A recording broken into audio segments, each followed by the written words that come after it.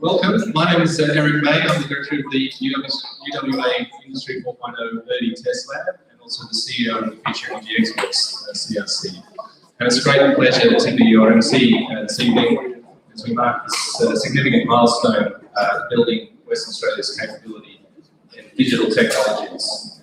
Tonight, what we're here for is to celebrate the opening of the TestLab in Perth CBD. This facility here, is one that's on the UWA campus. Here we're principally focused on interfacing with our industry partners, whereas the one on the UWA campus is primarily for educational activities. Before we commence with tonight's celebrations, I'd like to acknowledge the traditional custodians of the land on which we meet, the Whadjuk people of our nation, and in doing so we pay our respect to their elders past, present and future.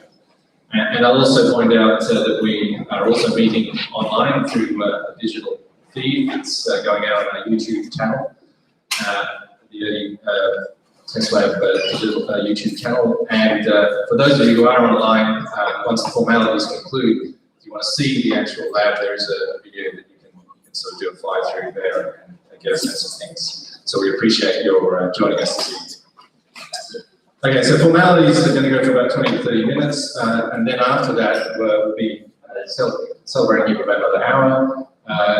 Every half hour, 6:30 and 7, my colleague John Kirkman will be doing TestLab tours of the TestLab and sort of explaining some of the capabilities and projects that are being done already and planned in the future with the industry. Bathrooms down the stairs there, you go past the kitchen and they're on the right. And of course, if there's an evacuation, there are exits both that way and here. And the normal muster point is the bus road. Okay, so the launch of this TestLab represents a major achievement and journey that started in 2016, actually, when I submitted a proposal to the Prime Minister's Task Force on Industry 4.0 regarding a digital twin of an LNG facility that could be used for demonstrating new technologies, both digital and physical. That led to UWA being given a Siemens software grant valued at nearly $450 million in terms of its commercial value. And that then allowed us to be invited to be one of only 6 universities in the country able to bid on the funding to establish these Industry 4.0 test labs. At that point, I teamed up with John Kirkman from Enterprise Transformation Partners, our primary industry partner, to figure out how we could deliver something that would be great both educationally and also deliver real value for the very important energy and resources sector in WA. And our goal is ultimately to provide that unique capability to drive efficiencies in the energy and resources sector, as well as providing unrivaled education for the workforce of the future that will take up that opportunity. And to do this, we've, of course, received tremendous support, not only from the Commonwealth Government as part of industry, science, energy and resources, but key partners like South Metropolitan TAFE, Amira, NERA Growth Centre, the Mensignata Growth Centre, and of course the University of Western Australia.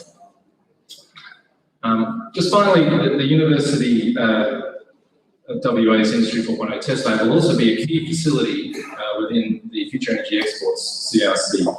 And it was actually central to our successful bid last year. It will help us deliver the key milestones in digital technologies that really are where we're going to get the low-hanging fruits, the quick wins in terms of getting low emissions, low cost, low emissions LNG, as well as helping to grow our hydrogen export industry. And so this research program really is where I see many of the great outcomes in the short term really coming from. So with that, let me introduce our first speaker, the new Vice Chancellor at the University of Western Australia, Professor Amit Chapman. Say a few words, thanks.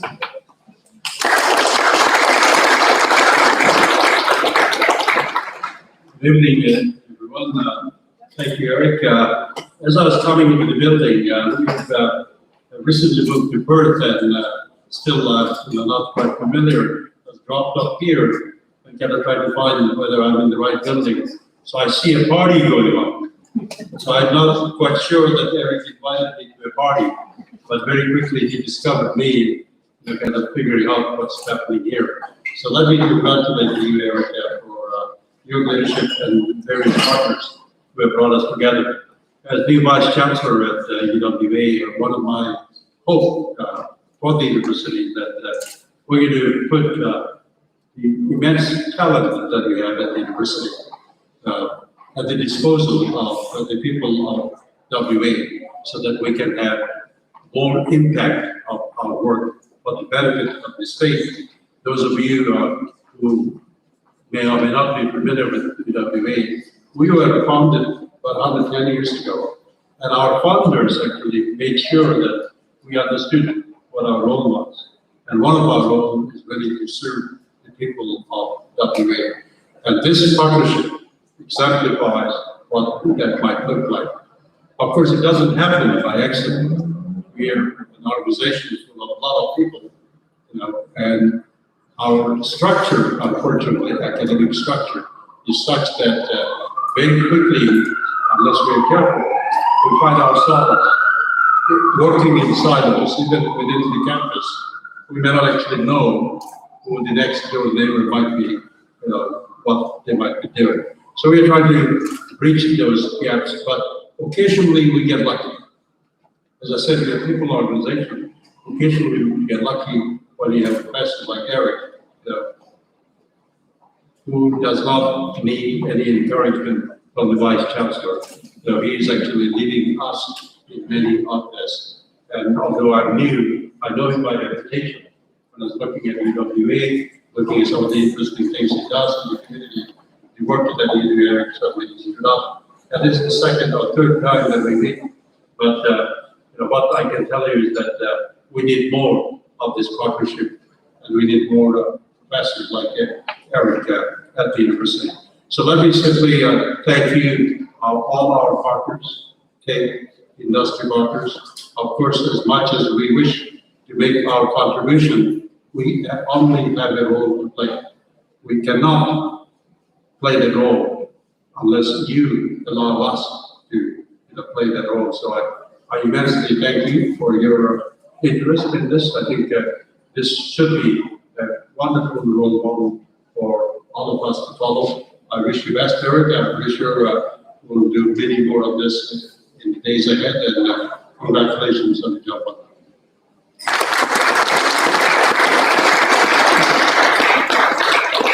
Thank you, Professor Chen. I'd like to now introduce the Managing Director of South Metropolitan TAFE, ERDi i4.0, to say a few words on behalf of our primary vocational education.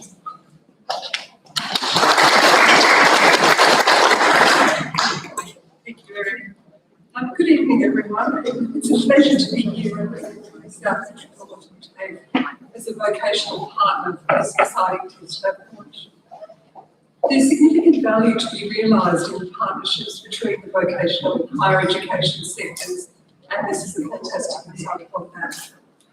For those of you that don't know, South Metropolitan is home to ACENT, which is a world-class and quite unique process plant training centre based here in Perth, down at our Munster campus. This project has enabled us to work closely with UWA to explore the system interoperability of our process plant training, with data usage and asset management systems, enabling us to incorporate Industry 4.0 principles into our training.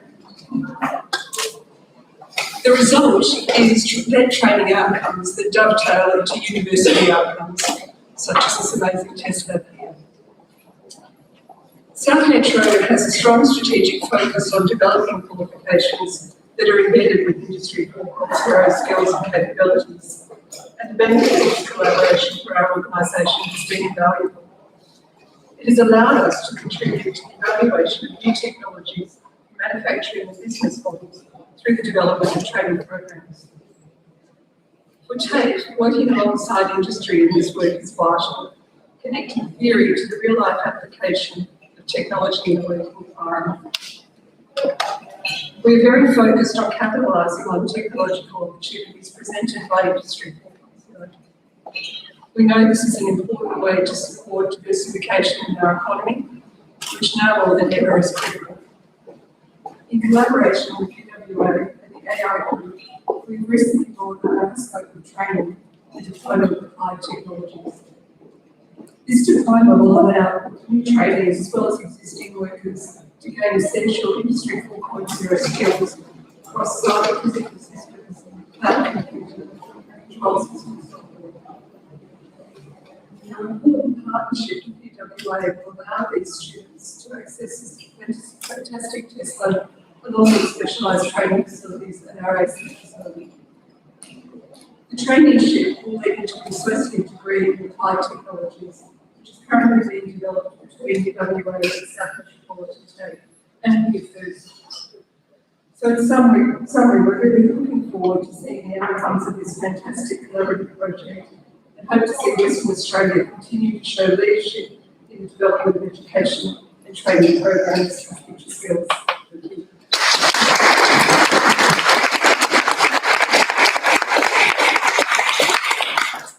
Thank you very much, Terry. I'd now like to ask John Kirkland from ETP, who really is the technical know-how behind this whole place, to come and say a few words. Thanks, John.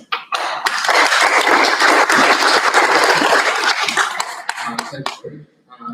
Thanks everyone for attending today. I know a lot of you people, but I don't know everyone, so I'll try and make my way around through the night. If I get 5 minutes to speak with you, I'll do that for sure. I'll be running a few sessions inside the lab throughout the night, and Bruce can come through and tell you a little bit more about the detail about what we're doing here. For right now, I'll talk a little bit about Industry 4.0 and sort of where we fit in. So there's a whole bunch of technology advancements that were identified on the horizon in early 2010 through 2013 from the German government, industry, academia, and manufacturing. Things that were advancing like AI, machine learning, cloud computing, all these technology advancements that were going to make a new type of operating model and complete end-to-end technology system possible that could really improve manufacturing in terms of its performance, reducing waste, and also some flexibility around making bespoke products rather than mass production type approaches. So all these things are identified as they're coming, so you have to take advantage of them. And so they developed a reference architecture. And one of the things that underpin that reference architecture was each system that takes advantage of cloud computing, AI, machine learning, these type of things, they're all going to need to communicate. So we need a standard set up language for all these systems to communicate what's a schedule, what's working executed against a schedule, or tracking material, all these things that we have systems for today. And that's where the interoperability standards come in. So what we focus on in this TestLab, which is one of 6 around the country, is around those interoperability standards and how mining and oil and gas industry, system integrators, technology vendors can learn about these standards and then work out how to apply them to their benefit as soon as possible so everyone can share the skills. So that's what the TestLab's about. You can engage with us through multiple means. You can come in for a free consult and learn what it might apply to you based on whatever software you build or sensors or technology, or if you're in a mining company, what are you in geology, mine engineering, scheduling. We can talk about what's specific to you, and then that might open some opportunities for you. We also provide advisory services to vendors about how to build those interfaces, how to test them, so we can test all those technologies that you will build to comply with those standards, and offer educational services, and that's what we're working with UWA and South West Metropolitan State to make sure that learning is formalised and available for the workforce.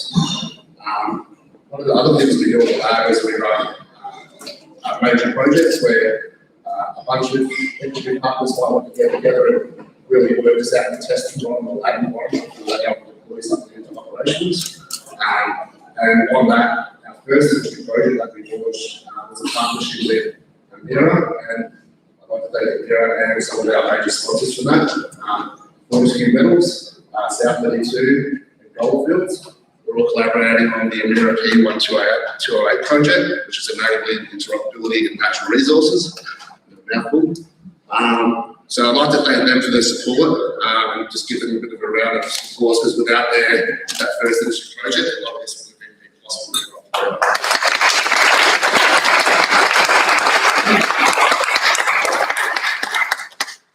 We've also had a number of vendors that have come joined that project and participated.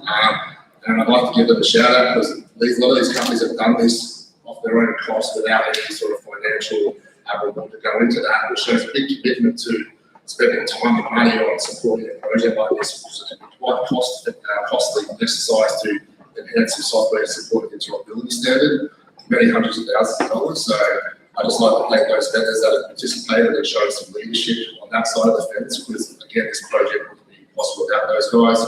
So we've got RPM Global, ABB, and DataMine, the key guys that are participating in that first project as well. So I'd like to give them a round of applause.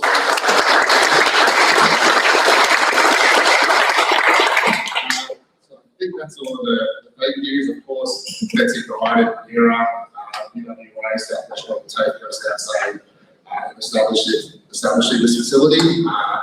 And we're open for business, and we've got more projects on the horizon. So if you're interested in anything to do with interoperability and automation of these type of systems and information exchange, and you want to do it in line with Industry 4.0 and those type of operating models that are possible, then feel free to get in contact and go on that journey together. Thank you very much.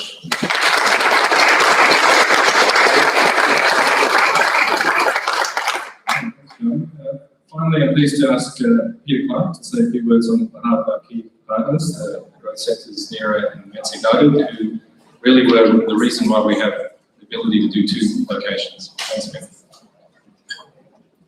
Thanks, Eric. I am conscious that the next item on the agenda is drinks and campaigns, so I only be about 30 or 40 minutes. John was incredibly short tonight. So I'll just make a few comments from a resources industry perspective on behalf of Mexico and Europe growth centres. Australian companies servicing oil and gas, energy and mining are globally recognised as leaders in technology innovation. So our technology sector is also maturing. We commissioned Mexico and Europe commissioned a report by Alphabet a couple of years ago, one of the statement of the game, which pointed out the direction that technology, particularly in sort of automation and robotics areas, are moving in Australia. We're seeing the evolution of technology solutions from bespoke OEM-specific products to broader applications, which are servicing more connected and digitized assets. And so clearly, this evolution is very, very beneficial for industry. You have mining companies who want to buy some software that they know is going to be supported and updated and maintained for numbers of years to come. And that is only really possible if we can address these interoperability issues. Demand for technology that really assists remote operations and remote monitoring is also interesting, because in the last COVID period, the demand for those products has skyrocketed. It's incredible how busy those sorts of companies are. These latest innovations are required really to work in an integrated and interoperable manner, and the uptake of this technology is going to drive the demand for interoperability even further. The launch of the ERDi TestLab is very well timed in that regard. I'm not sure who was responsible for that timing, but they've done very well. Australia has leaders in all sorts of these areas: data analytics, robotics automation, safety, sustainability, social license capabilities, and in the energy space as well. This expertise has been called upon and so right across different industry sectors and globally. So Australian technology companies, software companies really do have a presence in the world, and it's going to be much more important in the future for facilities such as ERDi here, and I'm talking to several companies developing software for the mining industry. They all understand that they need to be able to build their software in an interoperable manner, and that they also understand that the market is going to demand that in the future as well. So 5 years' time, really, the capability to be interoperable is going to be demanded by the customers. So I just want to congratulate all of those people involved in the formation and the running of this laboratory. It's a great facility and asset for the industry, but also it's a great facility and asset for Perth this a global hub for this sort of activity. Thank you very much.